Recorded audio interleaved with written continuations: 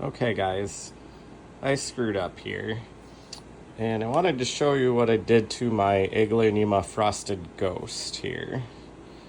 Now, Aglaonemas are definitely susceptible to overwatering, and that is not what happened to this one. In fact, it was exactly the opposite. I underwatered it, and it has basically the same results. They will get root rot. I noticed this one was getting really droopy a few watering cycles back, and then I watered it, and I'm sure as soon as that happened, the root rot began to take place. But I noticed it was still looking pretty sad, and I figured I better take it out of the pot and see what was going on. So this is what I am left with here. The one stalk has just a few roots there. Actually, this is the really bad one here. Just two roots that are hopefully still viable there yet, but and everything else is just gone. And this is the soil that was on it, and you can see just all those rotted roots down in there. With Aglaonemas, they have these really thick roots, and you can tell when you take them out of the pot if they've gotten root rot.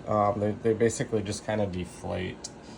So those were probably really fat, chunky roots, like the ones that are still on the plant here, and they have just kind of rotted away and collapsed. So what I am doing with it though is so I took all the soil off, and then I'm putting it into this cup here. And what is in the cup is it's a majority water, but then I have put some peroxide in there. And I'm probably going to leave the plant in there for at least maybe a week or so. If it didn't have any roots at all, I would say it would probably have to grow some more roots first. Aglaonema are very slow at propagating in water. Usually the way that you want to propagate them is by division from the little pups that they will create at the base. So fortunately I got this one in time. That is one thing I have learned is if a plant is declining over a couple week period, it's probably a good idea to take it out of the pot and check the roots. Don't just let it keep going until it's completely too late. So, but yeah, it happens. Happens to us all sometimes. So,